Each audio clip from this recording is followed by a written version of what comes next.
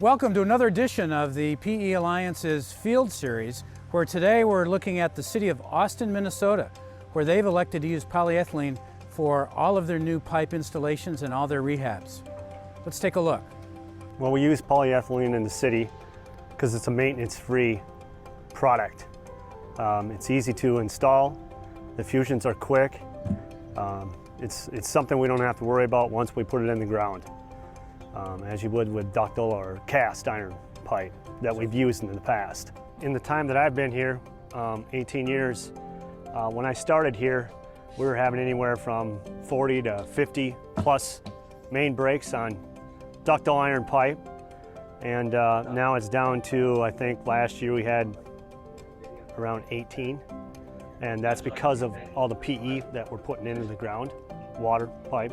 So it's gone down drastically. So, I mean, that's our goal, is to eventually all be PE. So at Austin Utilities, we were able to spend the day today and see a number of different installations in terms of both a service and a main. So on the main installation side, we were able to see the use of high-density polyethylene being tied into an existing valve that was just installed a couple days prior. And there they used a mechanical joint adapter, a very simple and fully restrained connection into a valve. Same way we'd make a connection to a hydrant. We also saw a service line installation and replacement where they used a tapping tee to tap into the main. So I think the city recognized initially the advantages and the reasons why they used it in gas distribution in terms of using polyethylene was because it's zero leak and it's corrosion free. Once they started to use it more in the water distribution, they found other advantages that came along with that. One of the advantages being better water quality, lower frequency of water main breaks, in addition to just the pride of knowing that they're using the latest technology for their community. Austin Utilities has decided at the same time that they're doing street improvements to replace the existing water main, abandon the ductile and cast iron, and replace it with HDPE pipe. When they do this, they eliminate future maintenance costs and hopefully have one construction cycle for water main for years into the future. Today, Austin Utilities connected two 6-inch HDPE pipes to a valve they installed. They used MJ adapters to bolt it together. It's just as easy as putting in cast iron or PVC iron to a valve. You just bolt it right up. One of the things we have learned is by doing this new HDPE, it has allowed us to spend more time with our own crews installing the new mains, where before we would have to have crews out fixing our old stuff, and we had to hire contractors to come in and install our new water mains. This has allowed us to now have our own guys working on our own facility, knowing that we are taking the pride in doing our own work versus hiring out a contractor that we have to pay more money to have the work done, and we are being able to do it in-house with our own employees. Well, what we do here is unique from a lot of public utility companies. There's not a lot of them running HDPE.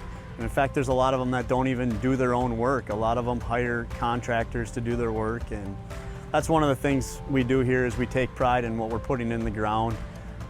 You go home at the end of the day knowing that you're providing for your community something that is gonna last long term. It's not just something that's gonna last for the next 20 years till they rip the road up again and you put the next thing in. This HDPE is gonna last for a long time. With the HDPE, we have this in our system now. That's the only thing we install. And one of the reasons it's the only thing we install is when you ever have to come back to do something, you know what you're gonna need for a part. It's not, you're gonna have to dig it up and see what it is, and it could be you have to carry 6 different things on your truck. We're able to just have HDPE stuff on our truck. Whatever we fix, whether it's a copper line in the ground, a steel line, a lead line, we're gonna replace it with HDPE.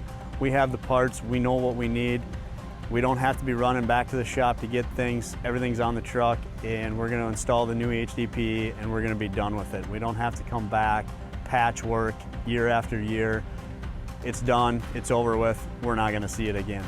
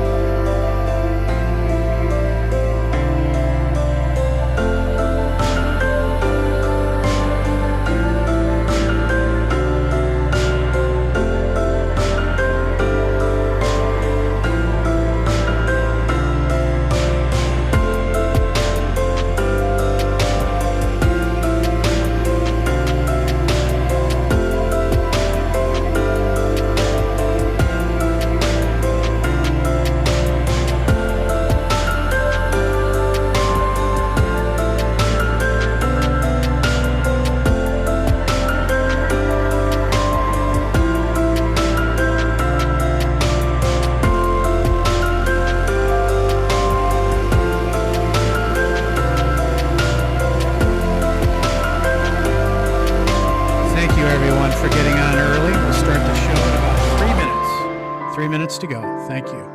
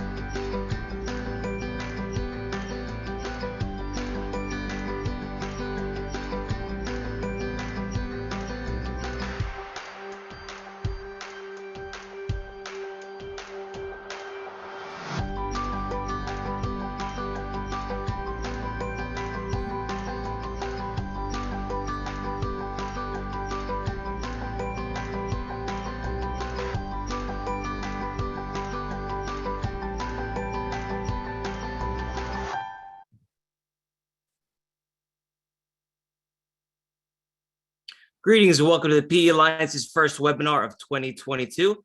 My name is Dan Landy, engineer with the PE Alliance. For those of us returning from the 2020 webinar series, welcome back. To our new viewers, we're super excited to have you join us. It's our wish that the more familiar you become with the Alliance and its members, you will allow us to be a technical resource now and in the future. So who is the Alliance? We are a not-for-profit trade association tasked with educating the municipal water market. The Alliance is an interesting organization because we are a small organization with a tremendous resource pool. While the Alliance only has a handful of full-time members, full-time employees, we have a large pool of members, companies that give us access to industry leaders across all topics. Today, for example, Richard Kalasa of WL Plastics and Doug Keller of LyondellBasell will be helping us through the presentation. And people are passionate about the solution because we view it as a better solution than legacy pipes, and we will cover some of those reasons why today.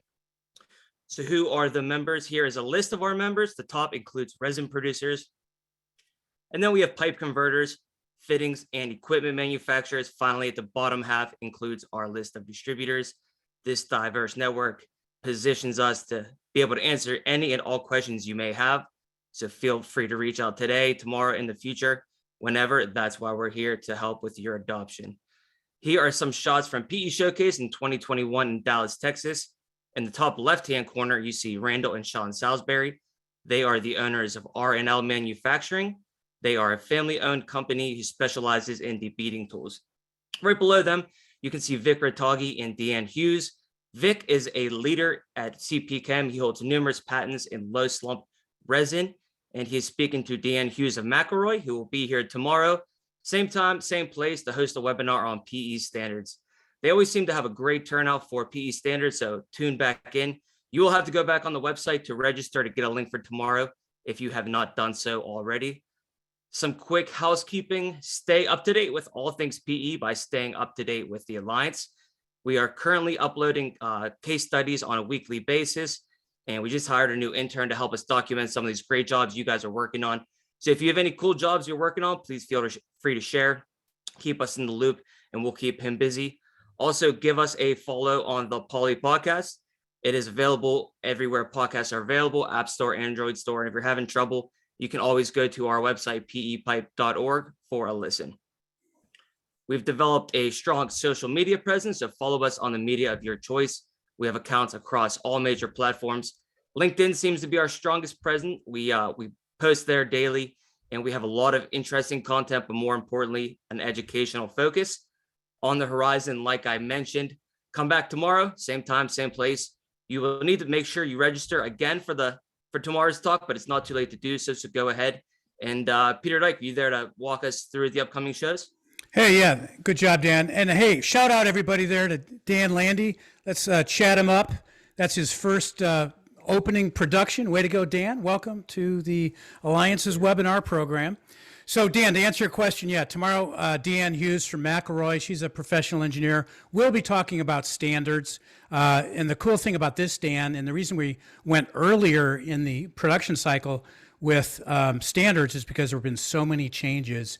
PPI has been working very hard and diligent to update a lot of the standards that we followed, Dan. So that's tomorrow. We already have 400 people signed up for that one. And then Alan Ambler is going to be back with us on February 1st with an update to his traditional HDPE 301 with a little bit more of a construction focus. And then, Dan, because you've rubbed off on me a little bit, I'm doing an AMA polyethylene. So thank you, Reddit, for the idea of AMAs. That's what we're doing. So we're going to have a 4-person panel, Dan, and you're going to be part of that. And then finally, in February, we have Butt Fusion. You and I, Dan, are going down to Tulsa, and we're going to learn about McElroy's new I-Series and some productivity tools. That I-Series, Dan, is a game changer in the hydraulic butt fusion world. It's really pretty exciting. Back to you. Yeah, thanks, Peter. And like you mentioned, that seems like it's a progressive series, and we have 500 people registered today. Today is a really good time to start with the webinar series because these topics will build and get a little bit more in depth as we go. So today's definitely a good primer of the things to come. Really quick, I wanted to plug some of the tasks to get me through the week. Seminars. These webinars like we're on today are a great educational format, but if you and your team are looking for a more personal approach to discuss a certain project or any concerns, give me a shout. I'll go ahead and we'll see what you're working with, and I'll make sure we get an appropriate panel member. As you can see, some of the guys on the left are actually on this call today. And also, I've been helping utilities and consulting engineers create HDPE specs. If you do not have one, we'll help you draft one. And if you do, we'll make sure your current spec is thorough and as up-to-date as possible. My email is down below at the bottom, dlandy@pepipe.org.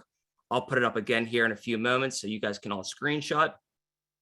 And additional resources, we have an engineer's package, and this is about as close to a coverall as it gets when it comes to HDPE. There's a tremendous amount of supporting documents from several organizations, including ours, and these guidelines really outline almost all situations you might come in contact with, and they include these standard details that really help engineers who are adopting HDPE build out their library quickly. And if there isn't a standard in there that you would like to see, Alan drafts them up often. Just let us know what you're looking for, and he'll draft it up on AutoCAD.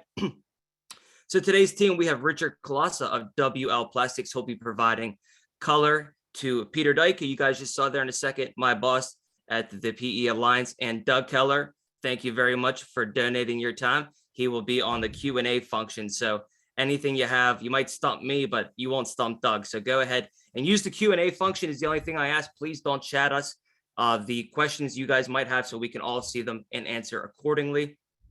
And like I promised, there's our contact info. I'll give everybody a second to go ahead and screenshot if you would like to. Don't worry about making sure you email the right person. Peter is the head honcho, but if you email me, I'll point you in the right direction or do it myself. And the reason we're here today, we would like to think that everyone here is either using HDPE or in some way considering it. So there comes the Alliance behind you, pushing you over the edge to take that plunge. And without further ado, I'll let Peter take over. Appreciate it, Peter. Have a great show. Yeah, good job, Dan. And good luck on those questions. And Dan, don't be afraid to interrupt me at any time so Fantastic. that our audience can learn from the questions as well. Just checking to make sure my audio is good. Dan, are we all right? Sound great. Okay. All right. So welcome, everybody. We're really excited that so many people are on this call. Over 500 people registered. We'll see how many we get. But we have a lot to talk through, and we've got some very talented people on the questions. So use that question function. A few years ago, Alan Ambler, professional engineer, and I went to the White House, and under the Obama administration, you had to go through a selection process. And I was so excited because I pitched the whole idea of leak-free. I'm like, yeah, the White House, they've got to be thinking about leak-free. And Hey, Peter, are you going to take control of the deck, or do you want me to go through it? Because we can't see your screen right now. can't see the screen. So hit the share screen. We got to take over my screen. I can stop real quick and you can start from scratch. Yeah, looks like I'm lost. You just want me to run the deck? Yeah, why don't you? Oh, here we go. And we're off. All right, thank you. Yeah, so the White House, I was so excited about the White House, and I pitched the whole idea of leak-free, and come to find out, they didn't care about leak-free at all. They cared about, go ahead to the next slide, Dan. They cared about this whole idea of the carbon footprint of pipelines, because the largest users, Dan, of electricity in most cities are the utilities that are pumping water from A to B. You know, I kind of look at this slide after all these people are talking, these smart people are talking about desalination and icebergs and rainwater harvesting, and I wonder, well, who's the smart guy in the room? Well, it's the waiter. This guy says, eliminate the leaks. You know, at this time, 5 years ago, San Diego County Water Authority had just completed their $1 billion desalination plant. $1 billion. They could have taken just 300 million of that, converted all their pipes, and gone from an 11% leakage rate to zero and saved $700 million and not needed that extra water. So it's these kind of questions that we at the Alliance are calling into question and kind of wondering. So we're kind of taking a look now at some of our numbers and what do these numbers mean and why do we care about them? Well, the product's been around since 1959. It's not a new product. It's a product that's been around forever. And ASCE tells us the VIG between what we should be spending and our spending is $1.4 trillion. So this big infrastructure initiative comes by with the current administration, and it's fantastic, but you know, it's still not enough. The water market is only going to see $55 billion when we need $1.4 trillion. So you see it's a drop in the bucket. And $2.1 trillion is what AWWA says is how many gallons we lose every single year in our water utilities. Polyethylene doesn't lose any. 14 is an important number because that's the average water loss rate for the utilities according to AWWA in the United States, 14% of the water. I personally think it's higher. And then 18,000 is the number of miles that we put in the ground of polyethylene in municipal water systems in 2021. So very, very exciting year for us as far as the adoption of the product. So now we're taking a look at, why use polyethylene? A lot of great reasons. The seismic performance of the product is what I want to talk about here for the next couple of minutes. And Dan, we have probably 40 people that have heard this talk before on the call today. I couldn't believe how many people have signed up, but repetition is a really good thing because then you start to believe it or question it so that some of these issues are top of mind. Why seismic? Because we believe that if polyethylene can handle the most significant ground movement there is, it can handle subtle freeze-thaw movements, soil constriction because of drought, etc. So let's dive a little bit deeper into the Water Research Foundation study. Ettinger and Davis did this study for the Water Research Foundation, and this was published years ago now. And they looked at the 3 biggest earthquakes in the world. The first one's Concepcion, Chile, which is really an exciting look at a private water company, so think American Water in the United States, deciding to use polyethylene after a 8.0 earthquake in 2001. Well, that's what SBO did. So they had 9 years of polyethylene use when this big one came in 2010. Excuse me. So this big earthquake comes, it had 9 years of their capital plan of only using polyethylene, and all the legacy pipe systems of other materials continued to fail. Got 2 earthquakes now, 2001 and 2010. And then 2010, that 9 years of their capital plan, none of those polyethylene pipes failed. So here we have no pipeline failures, really an exciting story for Concepcion, Chile. Now we move on to Christchurch. So you may remember this one where they had 4 6.0s in 15 months. Crazy, 1,700 line breaks, 160 kilometers of polyethylene. None of that failed in any of those earthquakes. And the mayor goes to the public works director and says, dude, what's up? And he goes, well, we're having a heck of a time with water and wastewater, but thank goodness we're okay with our gas lines. Now, this is a direct message to everybody on this call today. Did you hear what I said? No failures in the gas lines. All the gas lines are polyethylene. No failures in the gas lines. How cool is that? So the mayor, I was an elected official for 9 years. What do I know about pipe, right? As an elected official, don't know anything about pipe. So the public works director is like, dude, you know anything about pipe? So he did research. And he met this guy, Tom O'Rourke, online from Cornell University, who said, yeah, polyethylene is part of the inherent nature of the product. It moves with the ground. It bends. It flexes. It doesn't fail. So O'Rourke had just finished that study. The mayor's like, hey, dude, do a test section. So we did a test section at Christchurch, and it didn't fail. Now Christchurch uses polyethylene. And then, of course, the big one in the Tohoku Prefecture in Japan. This is the one that we all talked about, an 8.0, or excuse me, a 9.0. It lasted up to 5 minutes. And you know what? We had no polyethylene failures here as well. So, wow, most of the failures in legacy systems occurred as a result of the ground movement, not because of the tidal waves. So what we have is thousands of failures, thousands of deaths, billions in damage, and no polyethylene failures. And this is true across all three of those earthquake events. But you know what? Nobody really cares because it's outside the United States, right? In the United States, we're not caring so much about it. So after this 6.0 earthquake in Napa from 5 years ago, I went out there and I interviewed the engineer, and she told me we had 132 water main breaks. I'm like, wow, that's bad. She said, oh yeah, we're going to get them fixed. We got 10 cities helping us and we're going to get them fixed. And I said, well, how'd your polyethylene lines do? And she said, sir, we don't use polyethylene. Richard. Hey, how you doing, Peter? Hello, Good. everybody. Welcome. Hey, thank you. I'm not sure that my picture's showing up on the screen, but anyways, I just want to add other comments that we commonly don't think about when we see these catastrophic events occur, as we talk about fires. We typically have fires when buildings collapse and things like that. So if you don't have these gas lines failing, then you don't accelerate that fire event. So it saves lives. So it's almost like it's a built-in safety margin that you don't even account for. Will it survive every single situation? So far, so good. But there could be a building that collapses or an iron piece that cuts through it. Sure, but that seems to have not happened yet. So it's quite impressive. And I just wanted to add a little color onto that aspect because we don't think about those aspects of still saving lives.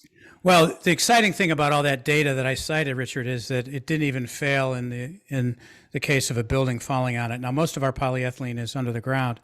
But then, the story Dan just brought on Napa San, here I interviewed the engineer for the city of Napa, but we also had Napa Sanitation, and they had the same earthquake, I think, at the same time. And they've been having poly in their ground for 30 years with no failures. And then 2 years ago, I went out to Trona after they had a 7.1, and the same thing occurred here, guys. Hundreds of miles with PG&E and Searle, no polyethylene failures, yet the city was without water for 2 weeks because they used legacy systems. Hey, Dan, let's take a break from earthquakes for a second. Can you pull up our first poll? We've got over 350 or so people on this call.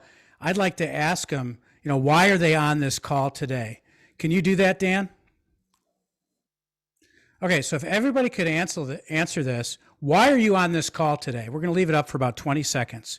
And if I didn't get a good answer there for you, just don't answer. But we're very interested in why, because usually, we have 100 to 150 to 250 people sign up for this, but here we have a whole lot more. All right, Dan, let's keep it open for about 5 more seconds here, 10 more seconds, and let me talk about Tom O'Rourke. So Tom O'Rourke, the head of the city in Christchurch, got a hold of this guy. And Tom was in the midst of doing a study, or had just published his study of, look at that trench box.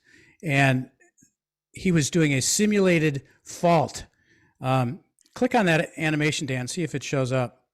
And so he put a 35-foot long stick of polyethylene in there and to see what would happen. Those are humans in the upper right-hand corner. And there's that trench box moving. So there's several tons of earth in this entrenched stick of polyethylene pipe. All right, Dan, let's go to the results of the poll. Can you bring them up? Can you see them, Peter? Yeah, my boss told me to. Only 7%. 20% of the people on the call are here for the CEUs, and 47% are saying, hey, I want to learn a little bit more. That is awesome. Thank you so much, everybody, for responding there. Richard, tell us what's going on the inside of that pipe at Tom O'Rourke's facility. Yeah, really what you're seeing is the inside of the pipe. And of course, there's sensors all across that whole pipe on the inside as well to look at the strain that's being applied to the pipe itself. But, you know, really what you're seeing or here is just the ductility of polyethylene. And really when they finished moving this box across, of course, the box stopped. And then the pipe had this S shape in it. But when they started to de-earth that pipe in that box, the pipe actually started to come back to a straight line and relieve those stresses again. So not that that would happen in an underground situation if you had a dip or something occurred, but like that, but it means that you're containing that water and you still have the ability to hold pressure and water supply. Thanks, Richard. Go ahead, Danny. All right, so go ahead and reel it. Yeah, that's a 6-inch 500-foot roll on the right there of polyethylene in that reel. And that guy's 5.5 feet tall. Now here we have a 500-foot reel. And Richard, what is that, like 0 degrees? You took that video. Yeah, it's. Well, they got it anchored with the truck now. Oh, sorry, it was minus 35 degrees Celsius. So getting close to minus 35 degrees Fahrenheit. And that's a 5-inch DR7. So a very thick-walled pipe, so you think that it would hold its memory. But again, it's still very ductile at that temperature, at those colder temperatures. We laid that lined out, we fused the ends together, and we connected it to the well services, and away they went. Yeah, that's pretty impressive. I was just looking at, Dan, the questions. We've only had 2 questions so far. I'm sure there are more out there, so please take a moment and send us your questions and give Doug and Dan something to do. All right. I'm often asked, you know, oh, I already have 12 types of pipe in the ground. Why do I want another one? Well, you take a look at this slide of the various pipes over time and the various methods that humans have come up with to move sewage and bring water from A to B. And, you know, we've got clay and steel and open trench and wood and cast iron and asbestos. You know, for the younger folks out there, AC pipe, commonly referred as transite or asbestos cement pipe, is the pipe that failed in Bellevue, Washington over the weekend. That was an 8-inch that caused that landslide. And the engineer was quoted as having said, yeah, well, you know, pipe's supposed to last 120 years. Well, I've got news for you. The average age of metal pipe coming out of the ground today, according to AWWA, is 49 years. AC pipe was built to last 50 years. And we used it back in the early 1940s during the war years because we didn't have any metal to use. Metal was all going toward the war effort. We quit making it in the early 1970s. So it had a 30-year run. And guess what? We're at 50 years right now. That's why so much of it is starting to fail. Dan, could you go back? So that's the story on AC pipe, and it's a tremendous market for polyethylene because we can pipe burst that product. There are 500,000 miles of it in use in the United States, according to Black & Veatch. That's a lot of AC pipe we got to get rid of. Ductile iron and PVC and HDPE were all commercialized in the 1960s. Polyethylene, you wonder, why don't we own the water market? We own every other market we're in: geothermal, landfill, natural gas, mining. Well, because we went after all those other markets and didn't pay attention to water. That's why PVC is pretty much only used as conduit and water, and they don't use ductile iron in significant markets where corrosion is an issue. It's pretty much a water market thing. These folks have a vested interest in not seeing us succeed, and I get that. I do the same thing that they're doing. So we started paying attention to the water market about 25 years ago or so. Go ahead, Dan. But it's very interesting when you put it in context. So we could say, hey, business as usual, folks. You want to keep doing things the way you've always done, or do you want to consider trenchless? 47% of the people on this call have learned a little bit. Dan, click on that image on the right. Let's give it a go. So this is a pneumatic pipe burst going through some of that AC pipe. Look at how easy it goes through that. Now that's an excavation that we did to tie into a lateral. That was out in California mid-year last year. So it's really an exciting opportunity. Go ahead, Richard. Yeah, and just I just want to touch base with this. You know, we talk about what's coming up now in the question area, Peter, is thrust blocking. And, you know, so when you look at a total polyethylene system, no thrust blocks necessary. You don't have to do that. You're not thinking, again, just like Peter's saying, business as usual question mark. Well, the thing is, you don't have to use thrust blocks. So just think of the cost savings just not putting in with 100% polyethylene system. It's all self-restrained because it has the ability to absorb those stresses that are applied through surge effects, etc. So it's really, really important. But we do have thrust blocking requirements when it comes to connecting to legacy type products. And those are all found in the PPI manual and the AWWA manual as well. Yeah, we've got some videos that tell that story. Hey, Dan, could you pay attention to chat? Do you have the pigging video? I saw a question come in on that. I don't have it on this computer, but I'd love to answer. Yeah. Well, can you bring that up and show us that pigging video? So, Doug, what was the question on pigging?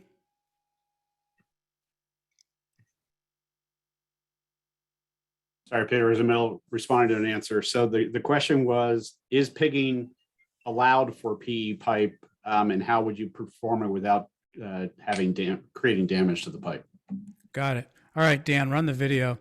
This is a pretty common way to pig polyethylene, post-fusion and post-tie-in. So here we have a flanged end at 12 o'clock on the pipe. This is super chlorinated water.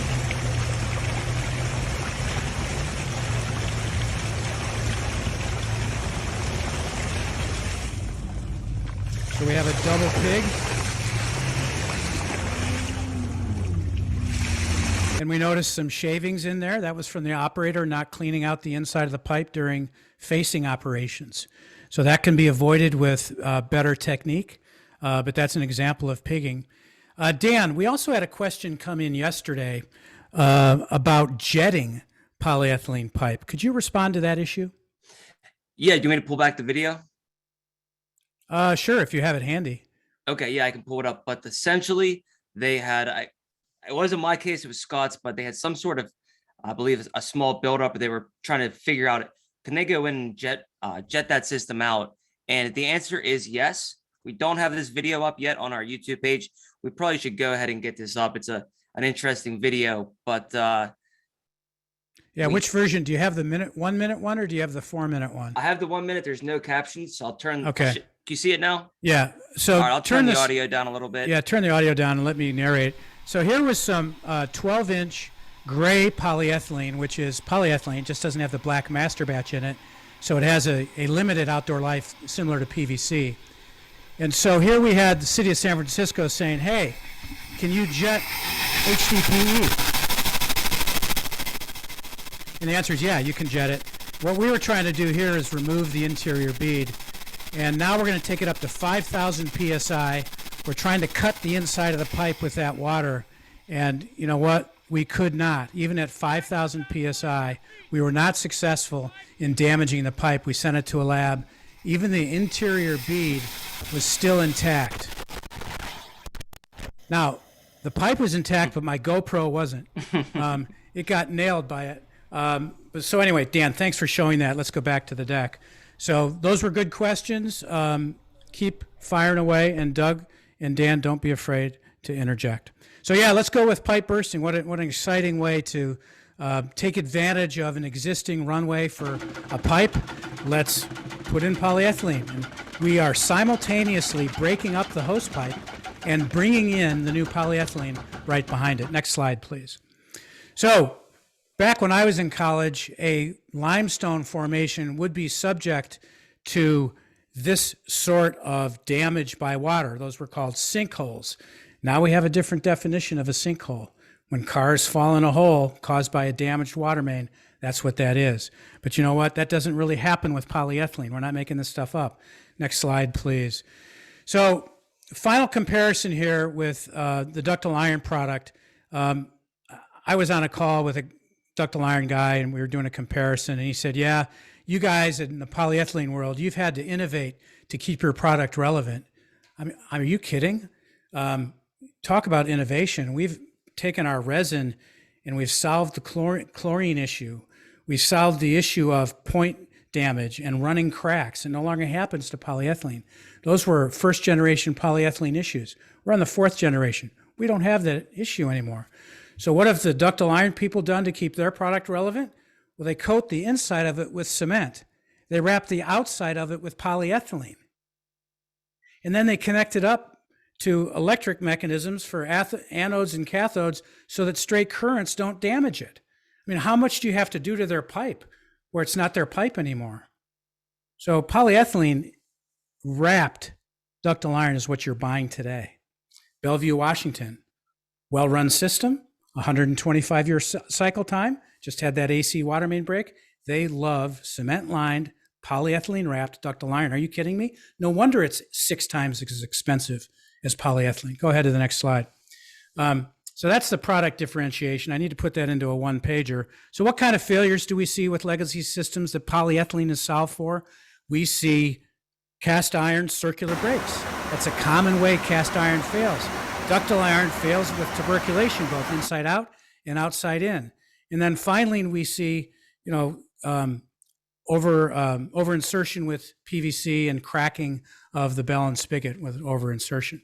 All right, next slide. Then we have what we call allowable leakage rates for legacy pipe systems. And both with ductile iron and PVC, I don't know if you know this, engineers, but there's an allowable leakage from day one. Richard, what is polyethylene's allowable leakage rate? Yeah, Peter, it's zero. It's zero. Because leaks are a problem. Leaks are a problem with any kind of pipeline system, because if you have water going underneath them or leaking through a bell and spigot, then you're talking about erosion of some kind that's going to occur. So it's going to affect that alignment, especially in gravity systems, and you don't want to do that. So we can hold it. If you're containing that water all the time with no infiltration or exfiltration, then it's a sound pipeline. Yeah, that's for sure. Pretty cool.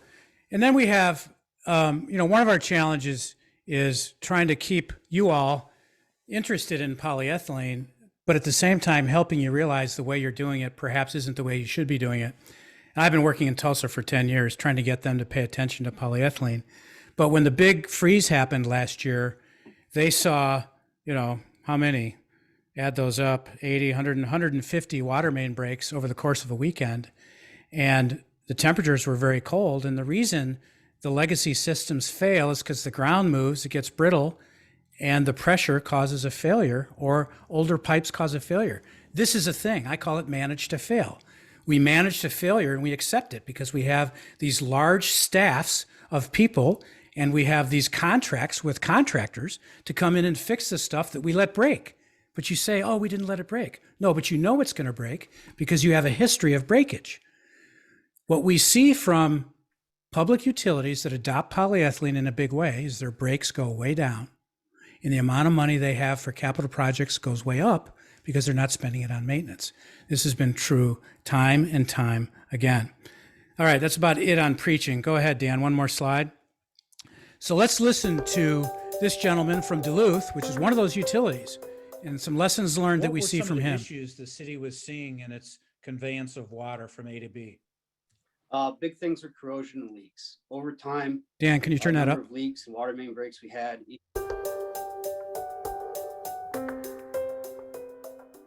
What were some of the issues the city was seeing in its conveyance of water from A to B?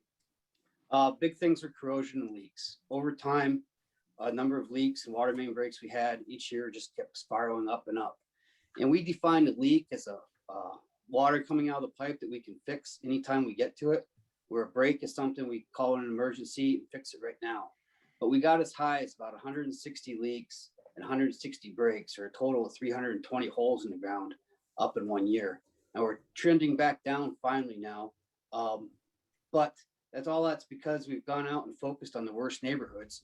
We've pulled out the cast iron and the ductile iron and stuck in polyethylene, and we just don't have the failures anymore. So you used to see at most 320 a year. What are you looking at now on an annual basis? Last year we had 127 leaks and breaks combined. Wow, so you've cut it to a third. We cut it to a third, but some of that's affected by temperature. I can't take all the credit. But you had some breaks. Were they in polyethylene or are they in traditional No. materials? Traditional materials. Yeah, we don't have breaks in polyethylene. Yeah, I love that video. Peter, we're getting a couple questions on thrust blocks. Do you want to go ahead and tackle that, Richard, real quick? Why HDPE doesn't need thrust blocks on a monolithic system, but does when tying into PVC and other legacies? Absolutely. As I said earlier, polyethylene, because really the only reason we have to use thrust blocks on a polyethylene system tied into a legacy balance spigot is because when we fire up the line, we'll have Poisson's laws of expansion. So what will happen is the pipeline will expand a little bit and shorten that pipeline. And we don't want the polyethylene pulling the balance spigot apart in the first couple of joints or one or two joints. So we have to thrust block that just to hold that system in place so that expansion of the diameter doesn't shorten and pull that balance spigot out. In a total polyethylene system, even though you're connected to valves as well, if MJ adapters are used, MJ adapters do not need to be thrust blocked. They are designed, Harvey Svetlik, I know the designer of that specific MJ adapter, and he's designed it in such a way that it will take care of the stresses. And I think he did 3 times the normal stresses that occur when you fire up a line. And so he calls that joint self-restraint. So you don't have to worry about that. And same with valves. So MJ adapters, the way they're designed, you do not have to worry about it. And I talked to him about it probably about 6 months ago. And I asked him, I said, okay, Harvey, you've had these MJ adapters in the system for a couple of years now, or more. And I said, how many failures you've had? Like 3 of them. And yeah. them. Yeah. And he said none.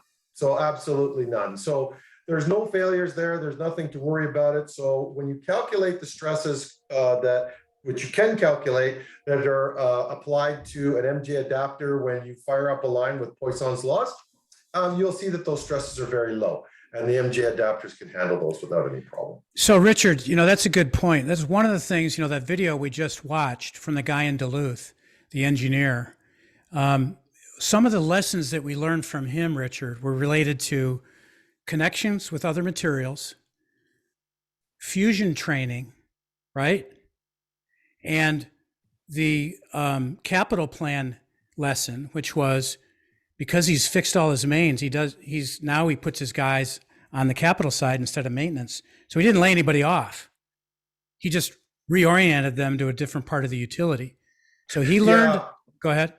Yeah, and for me, instead of reactive maintenance, now you have proactive maintenance. And I know in university when we were taught about preventative maintenance, you'd want to get to the proactive mode, not the reactive mode, because it's unpredictable, and so it can be expensive. And so when we start eliminating these expensive sides, and I know we've had discussions with some union representatives that you're taking away my overtime, but just move it into different aspects of that union, whether it's education, so they can, if they have more education, they can pay them more, or they can just have more opportunities to do things that are more proactive, such as looking after the pumps, monitoring the pumps, monitoring the systems that make that work properly. I think that's way more of a benefit. Yeah. One more thing, Richard, that I learned from the engineer in Duluth was his focus on training and how he requires every contractor that does a capital project or a repair project in his utility every year to go through training. Give us a little background on that. Yeah, and this is really stems from an ASTM requirement. ASTM is our U.S. and North American base for conducting activities. And so it's standardized. So we do want to standardize it because it's very, very important. And the key there is if you continue the training should be done in such a manner that everybody does it exactly the same way. And that's what we're really targeting. No shortcuts, no, I thought it was done this way, or I've been doing this for many years, and this is the way I'm always going to do it. Just do it the way that it's been set up, because we know and we've proven that this methodology works. And I think there was part of the question too, well, who else besides McElroy can train? All the distributors such as ISCO, Core and Main, Ferguson, Wolseley's, all those guys also are now conducting this training as well. And even the PE Alliance will come and help you get started with that as well, because they can give you guidance to how these programs should look. And they're very laid out. And the PPI, the Plastics Pipe Institute, has also laid out these procedures very, very well, and make it very, very possible to standardize. Well, I appreciate you talking about the Alliance. Well, looks like Dan wants to show a video. Dan, show us a video here. Yeah, Richard was talking about getting away from preventative maintenance and just having a better solution, not always reacting, getting into that preventative. And I know you've seen this because it's from Dustin Langston. This is one of his favorite videos to share. But the point being, it being too late when you start addressing the problem. That's kind of really what I think Richard's driving home, is the time to start with this preventative maintenance is now. I don't think all failures are this massive, but it's also not as rare as it should be. Well, it's pretty typical.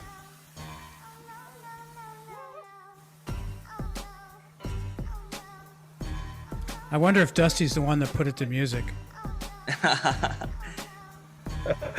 He's pretty hip. I don't know. He keeps up with the kids. Yeah, hey, Richard, tell me about mechanical repair clamps and polyethylene. How is it we can use them, and do we use them? Yeah. So, I mean, there's what we discovered over the past 20 years is that a lot of the municipalities for water need to address water leaks very quickly. And some of them have a very short time frame within 24 hours.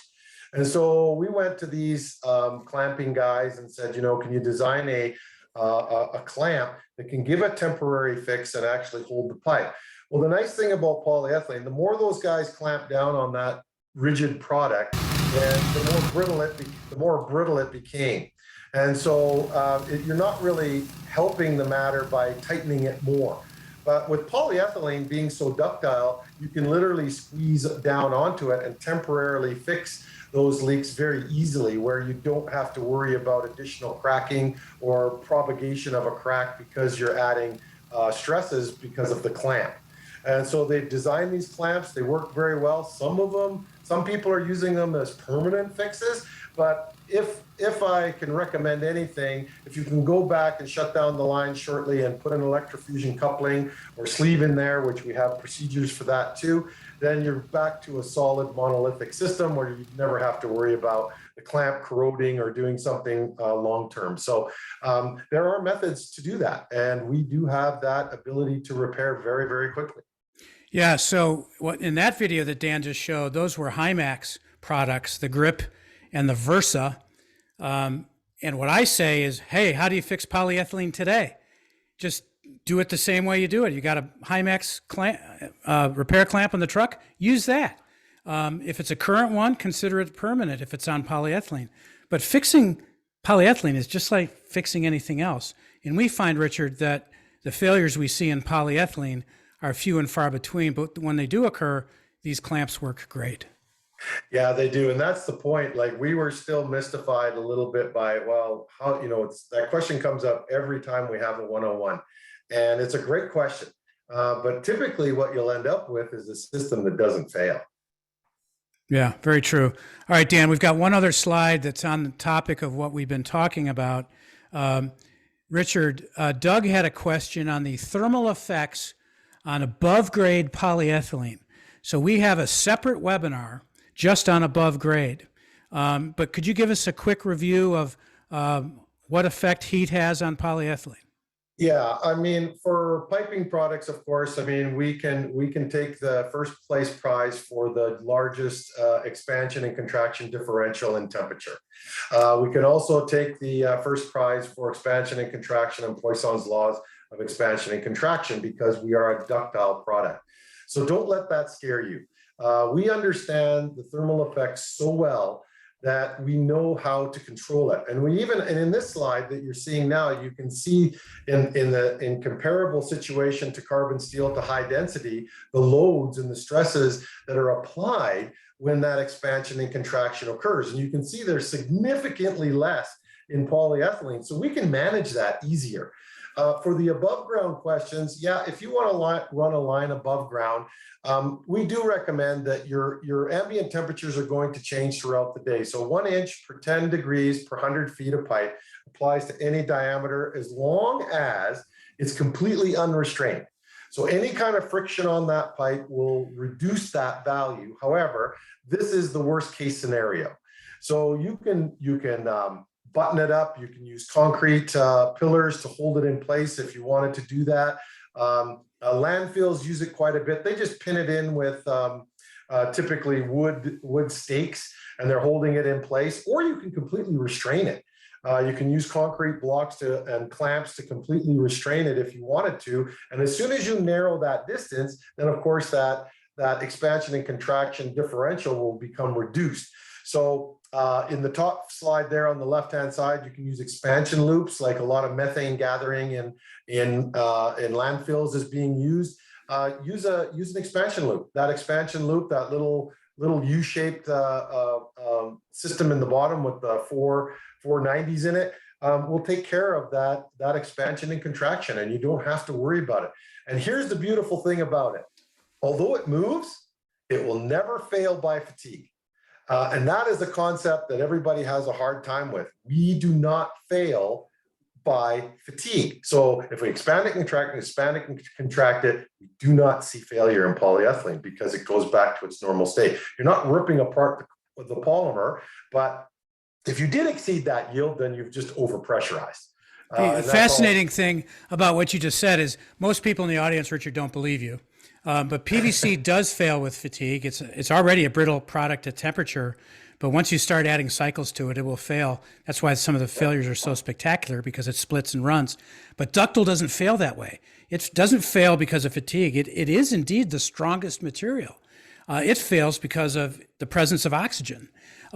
So its failures are not spectacular, but they occur more frequently. So it's a crazy, crazy dichotomy that we see in the various materials. But Richard, how do we fail? If we don't fail that way, how do we fail? Well, personally, I've been in this business for 38 years designing the pipe products. I've never seen a normal operation water system or oil system that has failed by fatigue. I've never seen one. I've seen a failure in pressure testing where lines were overpressurized by accident, and they did fail ductile, which I think is the greatest failure in the world. But slow crack growth, this is a penetration of a reagent or a chlorine oxidizer. We've eliminated that as well. So we, in the past, saw these types of failures in Arizona in high temperature applications where the service lines were going into the house and they're exposed to very active chlorine, and we did see those slow crack growth failures. But because we've engineered the resin now to eliminate that slow crack growth failure is So you guys actually changed the resin to accommodate real-time uses of the product. Absolutely. If the municipality doesn't have problem and they can keep their water clean and they can keep it disinfected and they can keep it free flowing and they don't have infiltration of bacteria or any kind of bacterial growth, because high density doesn't support any kind of bacterial growth because it's inert. It's inert. There's nothing that can leach out of it because it's inert. And so we want to just say that, why wouldn't you use that? So we want to solve your problems. So if we solve your problems, then I don't have problems. Well, I see. So that's the technical side. I see in the field, I've seen on occasion electrofusion failures, Richard, where the owner wrote a spec that permitted the contractor to have somebody do electrofusion. So we're putting a saddle on the OD of a main, or we're putting in an electrofusion coupler to connect two pipe ends, where that failed. Yes. So third party, we refer that to third party damage, whether a backhoe hits it or an improper installation like you described. But this is where our training is critical. And this is where, if we know We know in the polyethylene industry, if it's done correctly, it will work. There is no question about it. And I will challenge anybody any day of the week to have this competition, if you want to have it, because I know it works. It has the fusibility. All polyethylenes are compatible. So my resin, INEOS, everybody's pipe is the same. And it's very highly regulated to be the same because we don't want these issues to occur. So if you conduct your position, go ahead. Richard, can you help Doug on questions? We're getting a lot of them now. Sure. And Dan, if you could just stay with me and handle chat and back me up, and we'll let those two guys handle the questions. Thank you for all the questions. This is just fantastic. So I look at polyethylene as a best practice. We now have the science, and it's one of the reasons you're like, why does he talk so much about data? Well, because I'm not going to convince you to use the product unless I bring in third parties that also study this. And we've created a best practice for utilities. And the 20-some year, 30, 40-year use of utilities in the United States, of their use of polyethylene, backs up our conjecture. So we believe, according to Webster's, that it is indeed a procedure that has been shown through research and experience to produce optimal results, and we can back it up with real life utilities. Corporately, who's paying attention to polyethylene? Google, Apple, Tesla. And we've got Disney and Ford on the call today. I'm hoping that they're looking at it as well. But these utilities that look at, or these companies that look at best practices, are looking to polyethylene. Google, Apple, Tesla, 100% of their below grade site work was done with polyethylene. The Wall Street Journal reported 3 years ago on the De Halve Man Brewery in Bruges, Belgium. The mayor was mad at the brewery because they had all these bottling trucks going back and forth between the brewery and the bottling plant. What'd they do? They created a beer main. Believe it or not, that's a 10-inch polyethylene line. Hit the animation, Dan. That's called a beer main. So we're so excited to see it in industry this way as well. And then 3 years ago, we had Cape Town, South Africa, almost run out of water. What'd they do? They built 7 desalination plants. They ran polyethylene, sucked a lot of water out of the ocean. Excuse me. Next, then we have the fantastic story of the Thai cave rescue. I just ordered the book that tells the story of this cave rescue, but those are polyethylene sticks that they ran them into the cave to suck water out of that cave.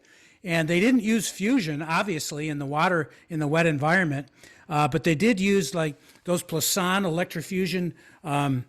Dan, what do you call those couplers that you tighten manually that isn't fusion? Compression? Yeah, compression fittings. Thank you. It's been a while since I've given this talk. So they use compression fittings, and the Army, these guys are in the Army, and you can see in the lower image there, in the bottom of that image, the water coming out of one of those polyethylene pipes. Fantastic story. Polyethylene saves the day. Not to mention the ingenuity and the hard work of the people. I'm not saying that wasn't part of it. I'm just saying polyethylene played an important role. Go ahead, Dan. All right, now what we're looking at is Netflix. Everybody on the call watches Netflix, I think. My favorite story, and I had Bruno Tideman on the podcast. He's the manufacturer of those Tideman boats that Ryan Reynolds used in that show on Netflix, 6 Underground. It's just a great action adventure. But Bruno was pretty excited because he got to rent the boats to the guys, and they paid rack rate to borrow to use those boats. But those are all made out of polyethylene with the exception of the engine. So great story with Tideman boats. Polyethylene is leak-free, provided you do the fusions correctly. Clean it, shave it, heat it, fuse it. Let's take a look at what that looks like, Dan. So on this next slide, we've got cleaned it, we shaved it, we heated it, and now we're fusing it. And this whole training regimen that we go through and that we talk about is devoted to creating 2 pipe ends directly opposite one another, properly shaved, properly heated, and stuck together. That's one of the fantastic things about the resin. It allows repeated heatings and fusions, and it doesn't degrade. Go ahead to the next slide. So this is what it looks like from the inside.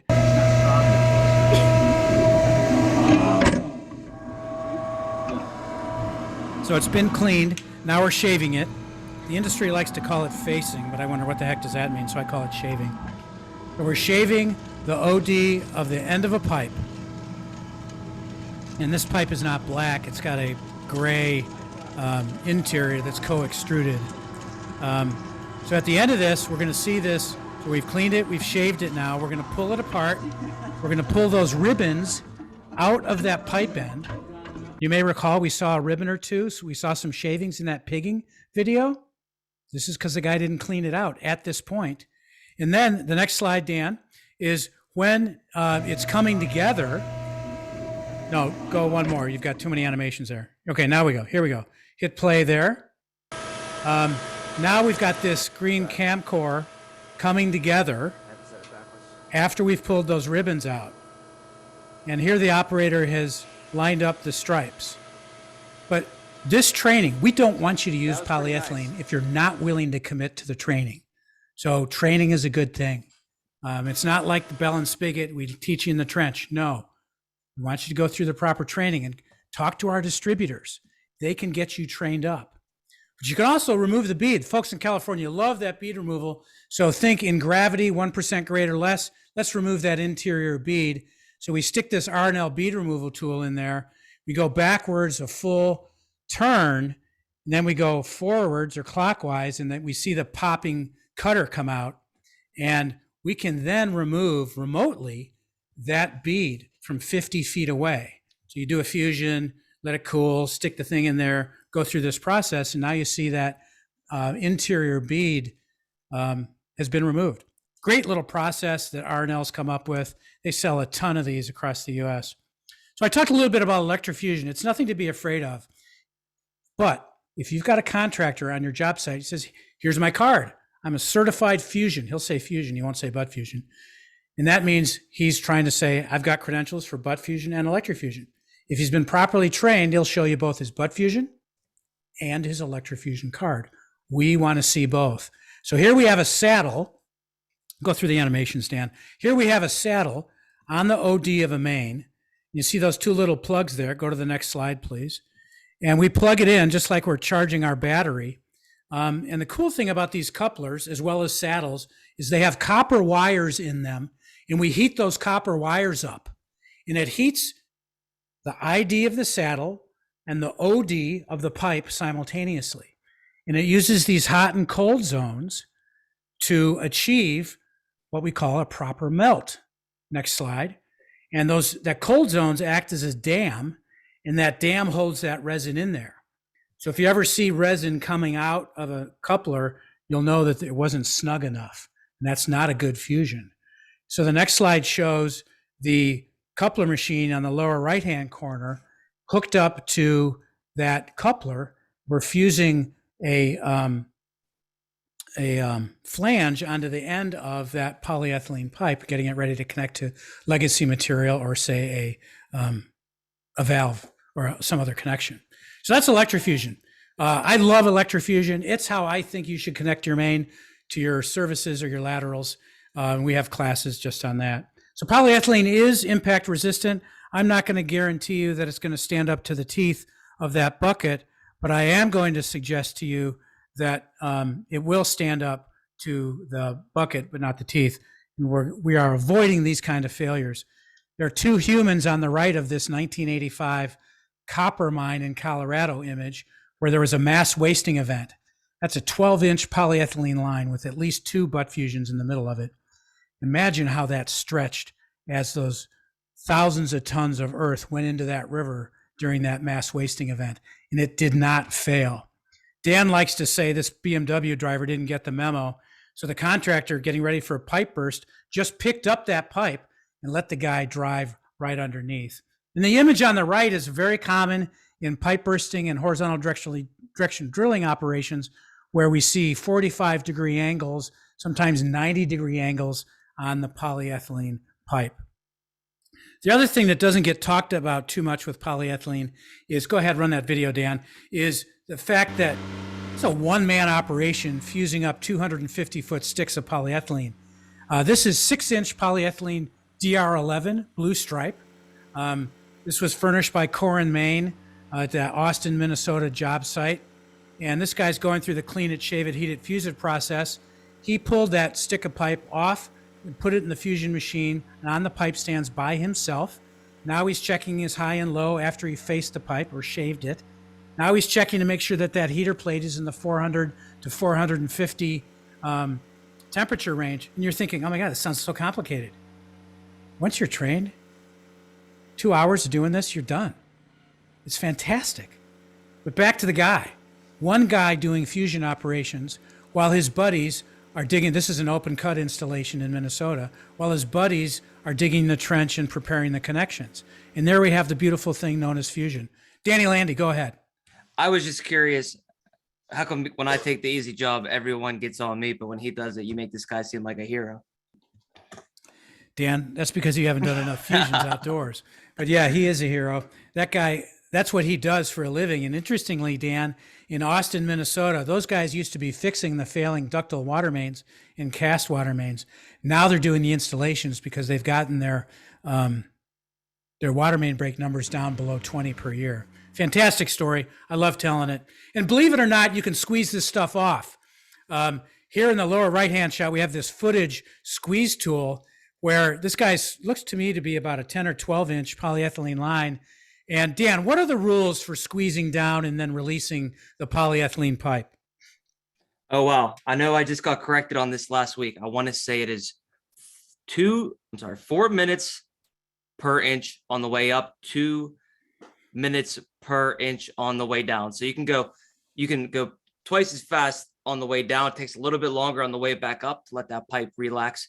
And they say that you can squeeze off at the same point an indefinite amount of times.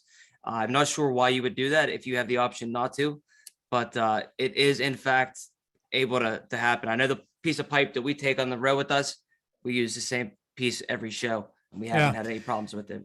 The reason is gas companies squeeze off as a normal part of their operations, Dan, and their rule is don't squeeze in the same spot, because if you don't follow the rules, you could in fact damage the pipe. So they go 2 diameters away typically from the previous squeeze, and they sign it. Hey, Doug Keller, can you come on? I noticed here that the Plastics Pipe Institute has a technical note, number 54, that specifically addresses squeeze off.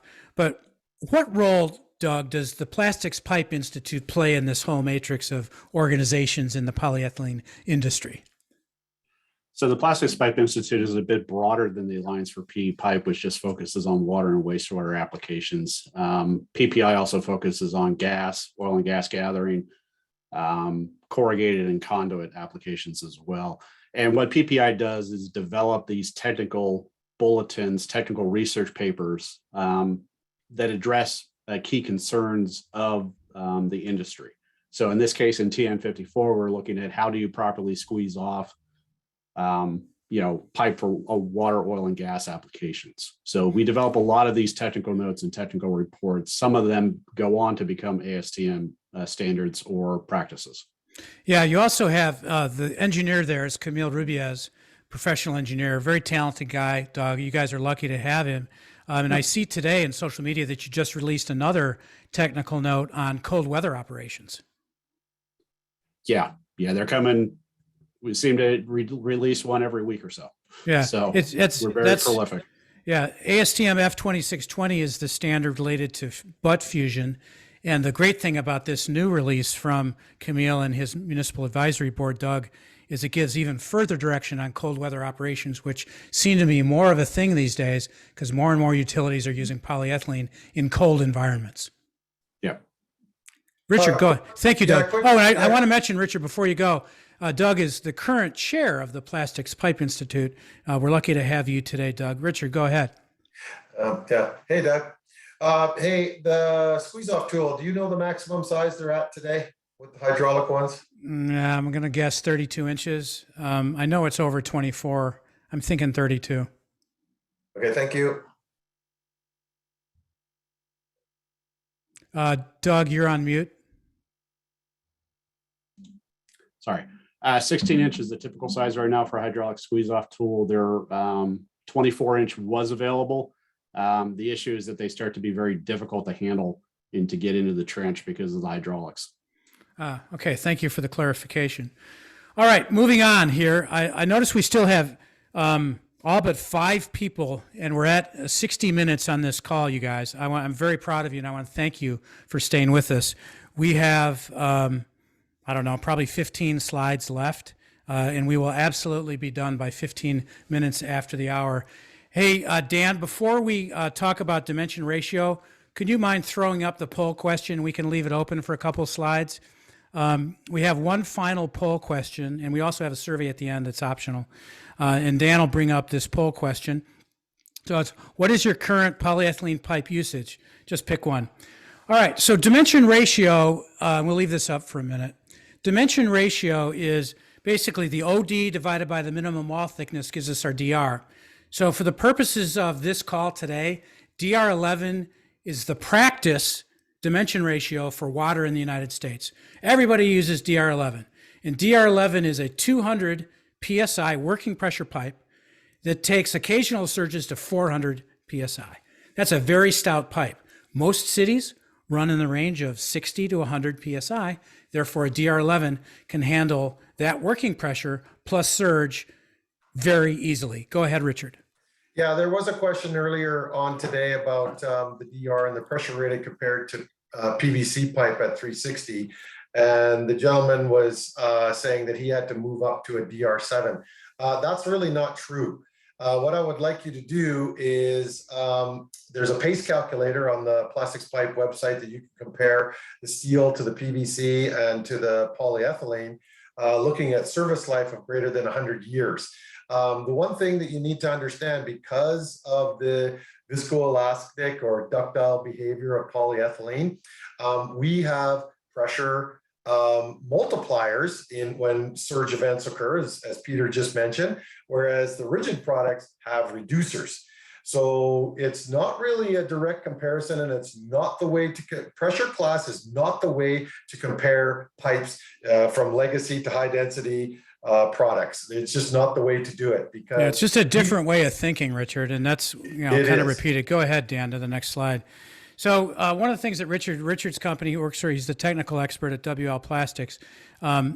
He has been very prolific, Richard, and we're very thankful that you spend time with us on these calls. But we're now looking at the 4th generation resin, and we have those little black things in there. That's the black master batch that gives polyethylene its indefinite outdoor life under pressure. So it's not like PVC. We're not going to degrade over time. Now that gray pipe I showed you on that one video, that will degrade in the presence of sun after 36 months.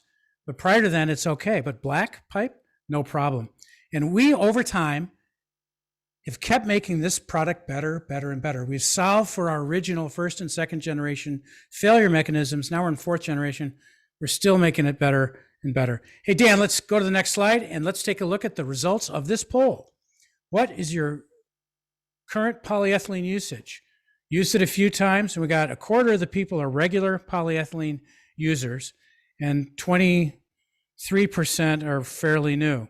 So, and 50% have used it a few times. You're in the sweet spot. Let us help you with your next project. The C factor, just like with PVC, is 150 for the life of the pipe. PVC doesn't support bacterial growth, neither does polyethylene, unlike the metal pipes. Next slide, please. So 150 is the C factor for the life of the pipe with polyethylene. We make IPS sizes, and we make DIPS sizes. DIPSs are marginally larger than IPS. The reason we make DIPS is so that we can match up with ductile iron pipe size. And we are pushing DIPS for municipal water throughout the United States. The reason you may find IPS more available sometimes is because IPS is used in all those other markets that I mentioned.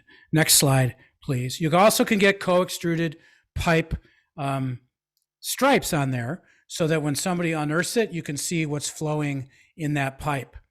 Next week, I'm going to have some data on current pricing in the 24-inch DR11 size. No, not pricing, current availability, 24-inch and also 8-inch, so that we can share that with you on availability, because I know some people reached out to me today. The reason they're paying attention is because they can't get other pipe. So what do other products look like over time? Well, not so great. We've already looked at that. Next slide. What does polyethylene look like over time? Richard, give us your view of how polyethylene ages from the inside out? Yeah, well, it really doesn't, because nothing really impacts polyethylene, especially water systems, even with oxidizers present. In this particular case, this was supplied by LyondellBasell. This picture is actually about 10 years old. So this line is still going, it has an electrofusion that's 10 years old, 41 years old. And what you're seeing is just a rust buildup, some kind of high iron content in there, but you can see the nail scratch there. It easily comes off. So it doesn't support any growth and nothing adheres to it. So the pigging aspect, if you had greases and things that have built up over time in a gravity system, yeah, you could pig it out, but it's really nothing's going to affect the performance of that pipe. And your flow rate stays the same for that whole time. Richard, you mentioned earlier that we saw some failures in Arizona. Could you give us a 60-second review? Because I know some of our listeners are concerned because our competitors like to say, oh yeah, the product fails in the presence of chlorine. Could you give us 60 seconds on that, please? First of all, not anymore. That mechanism is gone. But chlorine is an oxidizer. It's an oxidizer to any material, first and foremost. So when we had the polyethylene tubes in Nevada and Las Vegas area, coming up the sides of these houses because they don't have basements. The west side and south facing tubes that were exposed were very, very warm. They got up to 180 degrees Fahrenheit, which made chlorine very, very active. So it affected that slow crack growth performance of the polyethylene. And it was a real learning tool for us because it was the second generation polyethylenes that was being used at that time. And they failed. They had little pinhole failures, which is classic slow crack growth type failures. So we looked at that. The MAB, the Municipal Advisory Board, did an extensive study on it. We surveyed over 423 municipalities, did all kinds of things, regenerated the resin, reinvented the resin to eliminate that problem. And that's exactly what we did. And today we have a new self-classification for chlorine resistance, which is in the ASTM D3350. So we understand that mechanism. Yeah, and the exciting thing about it is, for those that have 30-year-old pipe in the ground, Richard, the conditions that caused those failures were over the prescribed EPA limit on residual chlorine, greater than 80 degrees heat, and high pressure. So there were some pretty unique conditions that caused that failure. Yeah. All right, Dan, thank you, Richard. So Dan was able to find the video that I asked him to find. So Dan, run that video. And this is how we use an MJ to connect to an existing PVC system. It could be ductile or cast just as well. So this is about a 60-second video, and we're digging it out, and we're going to jackhammer the concrete away because what we see here is a restrained joint for PVC that had to be restrained with concrete. So we've got to get through that concrete. And this is fairly typical. So we've shut the water off in the neighborhood. We're removing that T. We're creating a new T with new PVC and a ductile iron T. And we're dropping it in mechanically with a mechanical connection, as you would with any other system. And now we're preparing the polyethylene that's going to be the T on that PVC main line. And that's what Richard talked about as an MJ adapter, mechanical joint adapter. And we put the male end and the female end of the valve, connect it up just like we do any other way. Now this is fully restrained. We do not need to pour concrete on the polyethylene part of this. And this spool piece is just about ready to go. And we have our own valve on the other end that's going to connect up to the pipe burst polyethylene that we're pipe bursting that afternoon.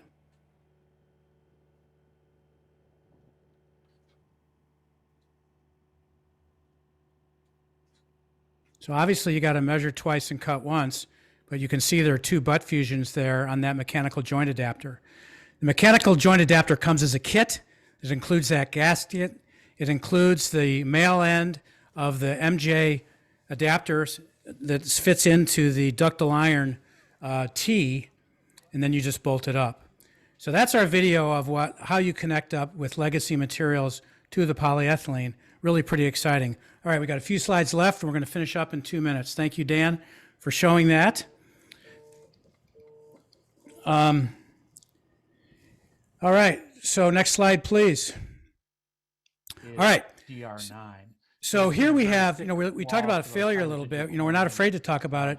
The best data that we have, and I'm hearing a little audio there, Dan. One additional. The best data we have comes from the United Kingdom. Next slide, please. So on the far right-hand side, we see the averages, and polyethylene failed. This is pre-4710, so this is first, second, and third generation polyethylene failing at 4 times per 100 kilometers per year, where ductile, PVC, and cast iron are all failing at a much higher rate. I want to make one final plug here for the specifications. We're going to talk about standards tomorrow, Dan. Let's just go to the next slide.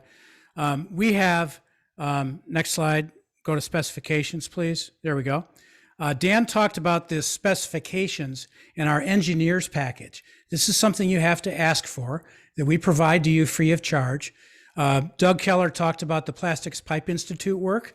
We've taken a lot of their work. We've added some of our own, and we've created a package for you guys to use to establish your library. And that's what this is. So you just send me an email, or Dan Landy an email. Next slide, please. Or go to questions. Yeah, that's it, Dan. Thank you. Say, hey, send me the engineers package. Send me a PDH too for today. We'll send it all to you over the next week. Dan, could you run the survey so we can get everybody out of here on time? And let's ask for some comments on how we did today, what we can do better. And I'm really very interested in what other topics you want to see us address in calendar 2022. While you're filling out the survey, I want to say thank you to Doug Keller from the Plastics Pipe Institute and Lionel Bissell. Thank you, Doug Keller. Great job as always. Thank you, Richard Colassa from WL Plastics, an engineer. Great job, and we'll see you again shortly. Where's that survey, or does the survey only show up when we're done? Once we sign off, it'll come up. So if everyone could answer those 2 questions, we'd appreciate it. Hearing from what you want to hear in our upcoming series. Good. All right. So we're going to sign off. We'll see a lot of you tomorrow, because I know you signed up for tomorrow. Once again, audience, thank you so much for hitting our first show of the PE Roadshow Light program, also known as webinars, so well and so strong. And thanks for staying to the end. We'll see you next time. See you guys. Thanks, everybody.